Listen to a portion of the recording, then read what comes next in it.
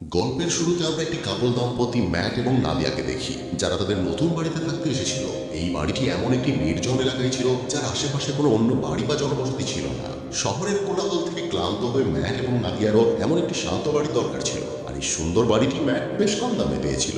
যখন তারা দুজন বাড়ির ভেতরে আসে তখন বাড়িটির অবস্থা বেশ খারাপ ছিল, যেন বাড়িটি বহু বছর ধরে খালি পড়েছিল। তাই তারা দুজন বাড়ি পরিষ্কার পরিচ্ছন্নতা শুরু করে এবং ম্যাট জানালা দিয়ে সমস্ত অপ্রয়োজনীয় জিনিসপত্র বাইরে ছুড়ে ফেলতে থাকে। রান্নাঘর পরিষ্কার করার সময় নাদিয়া একটি মৃত পাখি দেখতে পায়। সেটিকে কবর দেওয়ার জন্য সে বাইরে নিয়ে যায়, কিন্তু ঠিক তখনই ওপরের জানালা থেকে ম্যাট নাদিয়াকে ডাকে, যার ফলে নাদিয়ার মনোযোগ ওপরের ম্যাটের দিকে চলে যায়। আর যখন সে আবার পাখিটির দিকে তাকায় তখন পাখিটি উধাও হয়ে গিয়েছিল। এটা দেখে নাদিয়ার কাছে কিছুটা অদ্ভুত লাগে এবং সে ভাবে যে হঠাৎ করে সেই পাখিটা কোথায় গায়েব হয়ে গেল।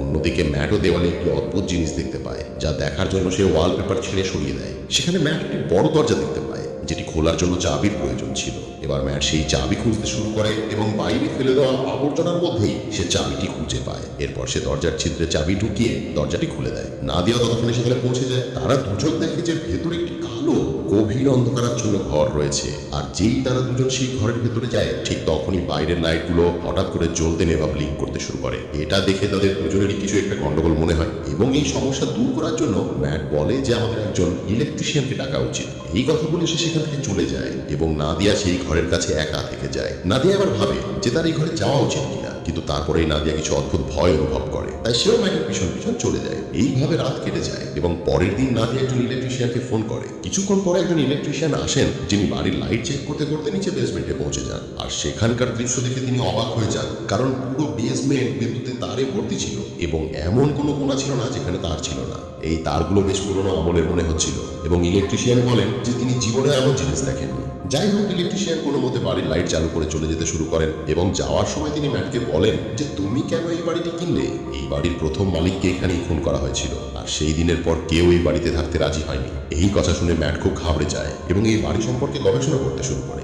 গবেষণার সময় ইন্টারনেট থেকে একটি পুরনো নিউজ আর্টিকেলে ম্যাট থমসন পরিবার সম্পর্কে জানতে পারে, যারা ছিল একটি দম্পতি।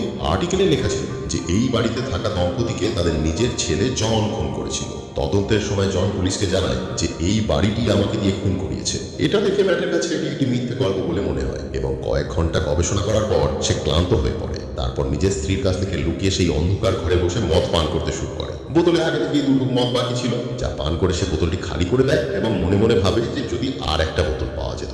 ঠিক তখনই হঠাৎ লাইটগুলো জ্বলতে নেভা ব্লিঙ্ক করতে শুরু করে। আর যখন আবার লাইট আসে তখন তার সামনে একটা মদের বোতল পড়ে থাকতে দেখে।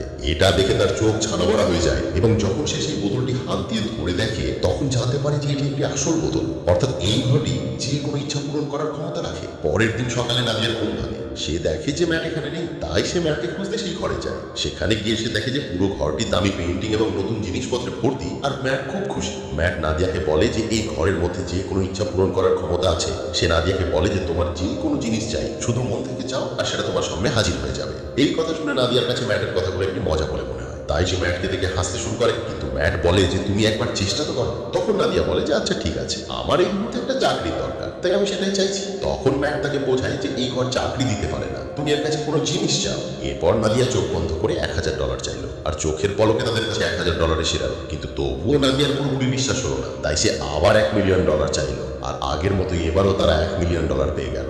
এবার নাদিয়ারও বিশ্বাস হলো যে এই ঘরটি কোনো সাধারণ ঘর নয়, বরং প্রত্যেকটি ইচ্ছা পূরণের ঘর। আর তারপর আর কি, তারা সেই ঘরের কাছে একের পর এক দামি জিনিস চাইতে শুরু করলো আর সেই জিনিস তাদের সামনে হাজির হতে লাগলো। তারা দামি মদ, দামি পোশাক, হিরে, সোনা, খাবার দাবার আর প্রচুর টাকা জমা করে ফেললো। তারা রাতে রাতে মিলিয়নিয়ার হয়ে গেল এবং তাদের জীবন সুখে কাটতে লাগলো। রাতে নাদিয়া ম্যাটকে জিজ্ঞাসা করে যে এই ঘরটি তাদের এত ইচ্ছে কিভাবে পূরণ করছে, কিন্তু ম্যাট বলে যে আমাদের এই নিয়ে একেবারেই চিন্তা করা উচিত নয়, আমাদের শুধু উপভোগ করতে হবে। এইভাবে তারা দুজন পরের কয়েকদিন মিলিয়নিয়ারের মতো জীবন কাটায়। প্রতিবার যখনই তাদের কোনো ইচ্ছা হতো, লাইটগুলো মিটমিট করতো এবং বেসমেন্টে তৈরি সেই ঘরে তাদের সমস্ত ইচ্ছা সঙ্গে সঙ্গে পূরণ হয়ে যেত। তারা নাচতো, পার্টি করতো আর প্রচুর মজা করতো। কিন্তু তাদের এই ঝলমলে জীবন এখন কিছুদিনেরই অতিথি ছিল এবং এবার তাদের খারাপ দিন শুরু হতে যাচ্ছিল। যদিও এই ঘর সবকিছুই দিতে পারত, কিন্তু একটি জিনিস যা এই দুজনের জীবনের সবচেয়ে বড় আকাঙ্ক্ষা ছিল এবং যে জিনিসটি ঘরটি দিতেও পারত, সেই জিনিসটি তারা ঘরটির কাছে চাইতে প্রস্তুত ছিল না। আর সেই জিনিসটি অন্য কিছু নয়, সেটি ছিল একটি সন্তান। একদিন ম্যাট নাদিয়াকে একটি শিশুর দোলনা উপহার দেয়, যা এই কথার ইঙ্গিত ছিল যে আমাদের সন্তানের জন্য চেষ্টা করা উচিত। ম্যাট নাদিয়াকে বোঝায় যে আমাদের আরো একবার চেষ্টা করা উচিত, কিন্তু নাদিয়া এর জন্য প্রস্তুত ছিল না, কারণ এর আগেও তার দুটি মিসক্যারেজেস হয়েছিল। এবার নাদিয়া চিন্তিত হয়ে পড়ে। অনেকক্ষণ চিন্তা চিন্তা করার পর সে এই ঘরে গিয়ে একটি সন্তানের জন্য প্রার্থনা করে এবং সে সন্তান পেয়েও যায়। যখন ম্যাট এসে নাদিয়াকে সন্তানের সাথে দেখে তখন সে খুব রেগে যায় এবং নাদিয়াকে বকাবকি করতে শুরু করে যে তার অনুমতি ছাড়া সন্তান নেওয়া উচিত হয়নি। এই নিয়ে তাদের দুজনের মধ্যে অনেকক্ষণ ধরে তর্ক চলে। নাদিয়া বলে যে সে এই শর্টকাট পথ বেছে নিয়েছে যাতে তাকে গর্ভপাত বা প্রসব যন্ত্রণার কষ্ট সহ্য করতে না হয়। সে বলে যে আমরা দুজন এই সন্তানের সাথে খুব খুশি থাকবো, কিন্তু ম্যাট এই সন্তানকে মেনে নিতে প্রস্তুত ছিল না এবং সে নাদিয়াকে বলে যে তুমি সেই ঘরে গিয়ে ঘরের কাছে এই সন্তানকে ফিরিয়ে নেওয়ার প্রার্থনা করো। এখন নাদিয়া অনিচ্ছা সত্ত্বেও সেই ঘরে আসে এবং বাচ্চাটিকে অদৃশ্য করার চেষ্টা করে, কিন্তু সে তা করতে পারে না। তাই সে বাচ্চাটিকে ম্যাটের হাতে তুলে দেয়। এবার বলে বাচ্চাটিকে নিয়ে ম্যাটও আবেগপ্রবণ হয়ে পড়ে এবং সেও বাচ্চাটিকে অদৃশ্য করার ইচ্ছা পোষণ করতে পারে না এবং বাচ্চাটিকে আবার নাদিয়ার কোলে দিয়ে দেয়। এখন তারা দুজন সিদ্ধান্ত নেয় যে তারা এই সন্তানকে লালন পালন করবে এবং এইভাবে তারা দুজন এক সন্তানের বাবা মা হয়ে যায়। এখন বাচ্চাটিকে পেয়ে নাদিয়া বেশ খুশি ছিল, কিন্তু ম্যাটের এই বাচ্চাটির প্রতি কোনো টান ছিল না এবং ম্যাট এই ঘর সম্পর্কে আরো তথ্য জানতে চাইতো। তাই সে আবার গবেষণা করতে শুরু করে এবং জানতে পারে যে সেই ছেলেটি যে এই বাড়ির মালিক অর্থাৎ তার বাবা মাকে মেরে ফেলেছিল সে এখনো বেঁচে আছে এবং একটি মানসিক হাসপাতালে জীবন কাটাচ্ছে। এটা জানার পর ম্যাট তার ইচ্ছের মাধ্যমে পাওয়া টাকার স্তূপ থেকে কিছু টাকা নিজের পকেটে রাখে এবং জনের সাথে দেখা করার জন্য বেরিয়ে পড়ে। হাসপাতালে পৌঁছানোর পর নার্স ম্যাটকে জিজ্ঞাসা করে তুমি কি একজন রিপোর্টার, কারণ গত 45 বছরে জনের জন্য পরিবারের কোনো সদস্য আসে। এটা শুনে ম্যাট মিথ্যা বলে যে সেও একজন রিপোর্টার। কিছুক্ষণ পর জন আসে। জন বৃদ্ধ হয়ে গিয়েছিল এবং জন পিছনের টেবিলে বসে ম্যাটকে বলে আমি তোমার জন্যই অপেক্ষা করছিলাম। এটা শুনে ম্যাটের কাছে কিছুটা অদ্ভুত লাগে এবং সে সরাসরি জনকে জিজ্ঞাসা করে তুমি ঘর সম্পর্কে কি জানো এবং তুমি তোমার বাবা মাকে কেন মেরেছিলে। তখন জন বলে যে আমি আমার বাবা মাকে মারিনি, বরং সেই ঘরটি আমাকে দিয়ে এসব করিয়েছিল। এরপর জন মুচকি হেসে বলে আমি জানি যে তুমি এখন মজা করছো, প্রচুর খাওয়া দাওয়া, দামি জামা কাপড় আর উপভোগ, কিন্তু খুব শীঘ্রই এর মূল্য তোমাকে দিতে হবে। আর জন ম্যাটকে বলে যত তাড়াতাড়ি সম্ভব এই বাড়ি ছেড়ে দাও। ম্যাটের কাছে জনের মানসিক অবস্থা ঠিক বলে মনে হয় না, তাই সে তাকে সেখানে ছেড়ে বাড়ি ফিরতে শুরু করে। রাস্তায় সে পেট্রোল পাম্পে গাড়িতে পেট্রোল ভরার জন্য গাড়িতে থামায়। পেট্রোল ভরার পর যখন ম্যাট কর্মচারীকে টাকা দেওয়ার জন্য পকেটে হাত দেয় তখন তার হাতে টাকার বদলে ছাই বেরিয়ে আসে। এটা দেখে সে চিন্তিত হয়ে পড়ে এবং অন্য পকেট থেকে কর্মচারীকে টাকা দিয়ে সোজা বাড়ি পৌঁছায় আর ভাবতে থাকে যে বাড়ি থেকে আসার সময় সে তার পকেটে অনেক টাকা রেখেছিল, তাহলে হঠাৎ সেই টাকাগুলো কোথায় উধাও হয়ে গেল। এবার এই ব্যাপারটি নিশ্চিত করার জন্য সে ইচ্ছের মাধ্যমে ঘর থেকে চাওয়া টাকাগুলো তুলে জানলা দিয়ে বাইরে ছুড়ে ফেলে দেয় এবং দেখতে দেখতে সেই টাকাগুলো হঠাৎ গায়েব হয়ে যায়। এরপরে সে ইচ্ছের মাধ্যমে চাওয়া একটি পেইন্টিং তুলে সেটির অর্ধেক অংশ ঘরের ভেতরে রাখে এবং অর্ধেক অংশ বাইরে। কিছুক্ষণ পর যে অংশটি বাইরে ছিল সেটি ছাইয়ে পরিণত হয় এবং বাকি অংশটি আগের মতোই থাকে। এটা দেখে ম্যাট বুঝতে পারে যে তারা এই ঘর থেকে পাওয়া কোনো জিনিসই বাড়ির বাইরে নিয়ে যেতে পারবে না, অন্যথায় সেই সমস্ত জিনিস ছাই হয়ে যাবে। ম্যাট এবার ঘরটির দেওয়াল ভাঙতে শুরু করে যাতে সে জানতে পারে যে এই ঘরের মধ্যে আসলে কি লুকিয়ে আছে, কিন্তু দেওয়ালের ভিতরে জড়ানো তার ছাড়া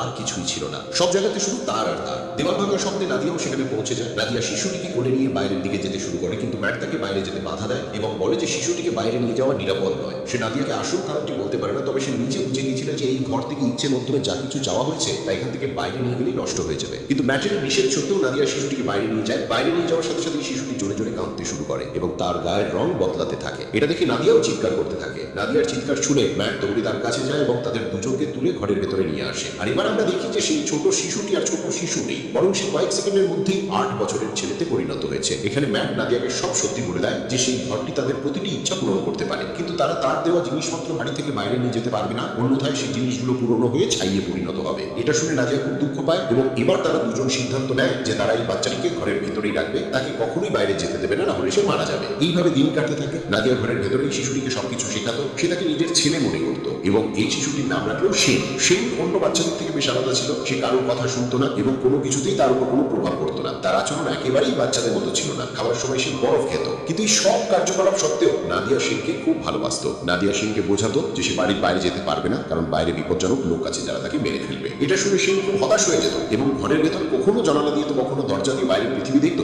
নাদিয়া যখনই বাড়ি থেকে বাইরে যেত বা ঘরে ফিরতো তখনই দরজায় তালা লাগিয়ে দিত যাতে সেন বাড়ি থেকে বাইরে যেতে না পারে। একদিন যখন সেন ঘরে স্নো গ্লোব নিয়ে খেলছিল তখন সেখানে ম্যাট আসে। যেহেতু ম্যাটের সেনের প্রতি একেবারেই কোনো টান ছিল না, তাই সে সেনকে বকা দেয় যে তার এখানে খেলা উচিত নয়। ভয়ে সেনের হাত থেকে স্নো গ্লোব নিচে পড়ে ভেঙে যায়। ম্যাটের এই আচরণে সেন খুব কষ্ট পায়। রাতে সেন তাদের দুজনের ঘরের কাছে গিয়ে লুকিয়ে নাদিয়া এবং ম্যাটের কথা শুনতে থাকে। তারা দুজন সেই ঘর সম্পর্কে কথা বলছিল। এটা শুনে সেনের সন্দেহ হতে থাকে যে নিশ্চয়ই সেই ঘরে এমন কিছু আছে যা থেকে আমি অজানা। সেভাবে জানি না এই দুজন কেন আমাকে বাড়ি থেকে বাইরে যেতে দেয় না এবং সেই ঘর থেকে দূরে থাকতে বলে। তাই সেন টর্চ হাতে নিয়ে বাড়ি পরীক্ষা করতে শুরু করে এবং এগোতে এগোতে সে সোজা বেসমেন্ট পর্যন্ত পৌঁছে যায়, যেখানে প্রচুর জড়ানো তার ছিল। সেইগুলোর মধ্যে দিয়ে যেতে যেতে অবশেষে সে সেই ঘর পর্যন্ত পৌঁছায় এবং এখানে সে সব রহস্য জানতে পারে। সারা রাত ধরে পুরো বাড়িতে লাইট জ্বলতে নিতে থাকে, কিন্তু ম্যাট এবং নাদিয়া ঘুমিয়ে থাকার কারণে কিছু লক্ষ্য করতে পারে না। পরের দিন সকালে যখন ম্যাটের ঘুম ভাঙে তখন সে তার পাশে একটি নতুন স্নো গ্লোব পড়ে থাকতে দেখে এবং এর সাথে ভাঙা গ্লোবটি কিছুটা দূরে দেখতে পায়। এটা দেখে সে চিন্তিত হয়ে পড়ে যে এই নতুন গ্লোবটি কে বানালো। ম্যাট সরাসরি নাদিয়ার কাছে যায় এবং তাকে জাগিয়ে জিজ্ঞেস করে যে তুমি কি এই গ্লোবটা সেই ঘর থেকে চেয়ে নিয়েছো? এর উত্তরে নাদিয়া বলে যে না, আমি এগুলো চাইনি, তখনই ঠিক সেই সময় লাইটগুলো জ্বলতে নিতে দেখে সে বুঝতে পারে যে এটা সেনের কাজ। তারা দুজন দ্রুত সেই ঘরের দিকে দৌড়ায় এবং সেখানে গিয়ে তারা হতভাগ্য হয়ে যায়। এখন যেহেতু সেনকে বাড়ি থেকে বাইরে যেতে দেওয়া হতো না, তাই সে মনে মনে বাইরে যাওয়ার ইচ্ছা রেখে সেই ঘরের কাছে নিজের জন্য একটি খুব বড় আউটডোর এরিয়া চেয়ে নেয়, যেখানে একটি খোলা আকাশ এবং বড় জঙ্গল ছিল এবং সেন আনন্দে সেখানে খেলা করছিল।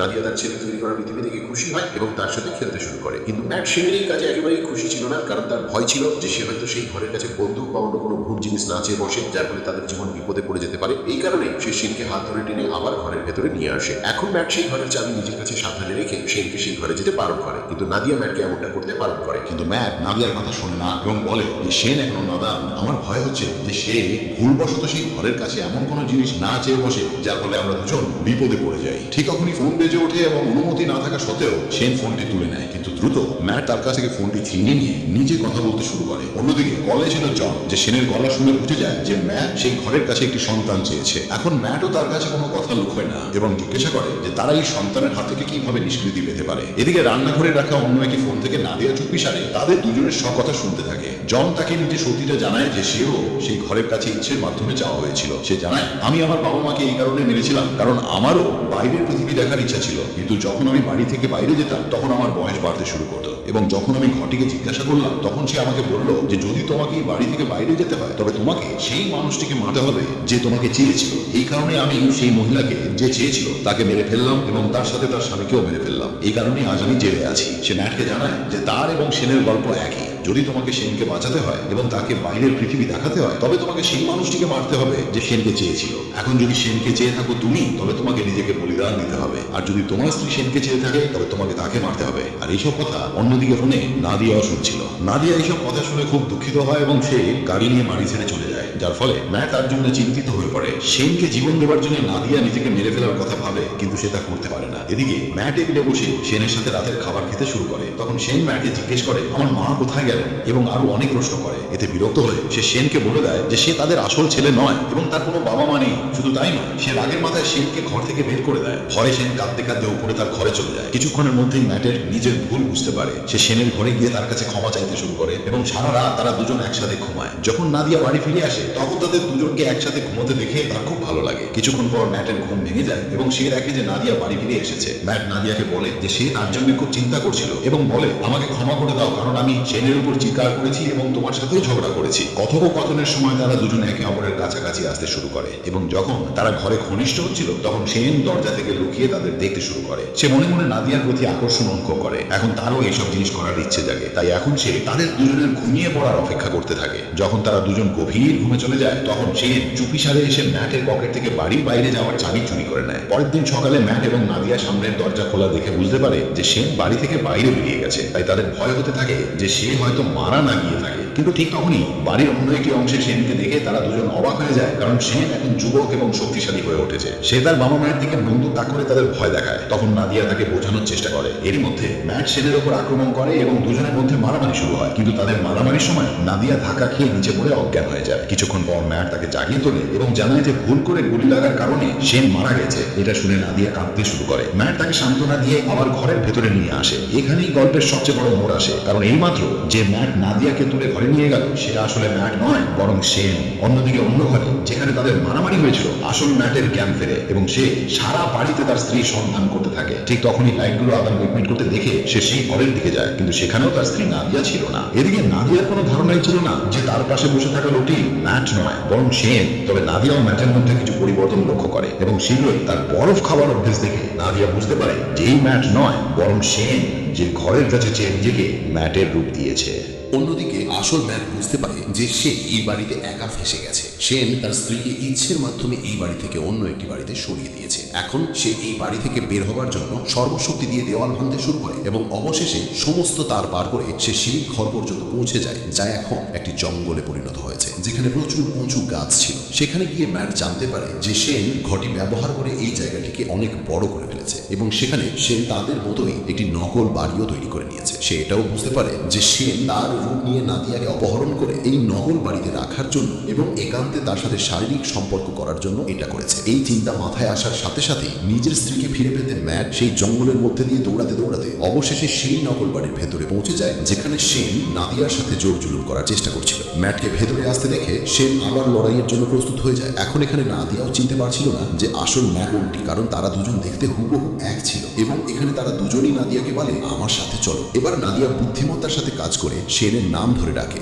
যা শুনে সেন তার দিকে তাকায় এবং নাদিয়া বুঝতে পারে যে এই সেন। এরপর সে সেনকে ধাক্কা মেরে নিচে ফেলে দেয়। মাটিতে পড়তেই সে তার আসল রূপে ফিরে আসে। ওদিকে ম্যাট এবং নাদিয়া ঘর থেকে বাইরে বের হওয়ার চেষ্টা করে, কিন্তু বের হতে পারে না, কারণ সেন ঘরটির কাছে চেয়েছিল যে তারা যেন এই বাড়িতেই ফেসে থাকে। বহু চেষ্টার পরও যখন তারা বাড়ি থেকে বেরোতে পারে না, তখন ম্যাট থেমে যায় এবং সেখান থেকে বের হওয়ার কোনো উপায় খুঁজতে শুরু করে। এখানে ম্যাট চালাকি করে এমন একটি ইচ্ছা পোষণ করে যে আমাদের দুজনের নতুন রূপ এই ঘরের ভেতরেই থাকুক এবং আমাদের আসল রূপ এই ঘর থেকে বাইরে বেরিয়ে যায়। ঠিক তখনই হঠাৎ সেখানে সেনও চলে আসে এবং ম্যাটকে ছুরি মেরে খুন করে ফেলে। এরপর সে নাদিয়াকে বোঝাতে শুরু করে যে তুমি ম্যাটকে ভুলে যাও এবং আমার সাথে থাকো, কিন্তু এই কথা বলার সময় সে বুঝতে পারে যে এরা আসলে ম্যাট ও নাদিয়ার নতুন রূপ। অন্যদিকে আসল ম্যাট এবং নাদিয়া দৌড়ে ঘরের বাইরে জঙ্গলের দিকে পালাতে থাকে। এটা দেখে সেন খুব রেগে যায় এবং দ্রুত তাদের পিছু ধাওয়া করতে থাকে। এবার তারা দুজন আসল বাড়িতে পৌঁছে যায়। যখন সেনও আসল বাড়িতে পৌঁছায় তখন সে দৌড়ে এসে ম্যাটের ওপর আক্রমণ করে, কিন্তু এখানে ম্যাট বুদ্ধি করে সেনকে শত করে ধরে নিজের সাথে নিয়ে বাড়ি থেকে বাইরে বেরিয়ে যায়। সেন নিজের জীবন বিপন্ন দেখে আবার দরজার দিকে দৌড়ায়, কিন্তু ভেতরে ঢোকার আগেই নাদিয়া দরজা বন্ধ করে দেয়। এখন এখানে সেন নাদিয়াকে ভুল বোঝানোর চেষ্টা করে। সে বলে প্লিজ মা, আমার জন্য দরজা খুলে দাও, কিন্তু নাদিয়া এবার বুঝতে পেরেছিল, তাই সে কাঁদতে কাঁদতে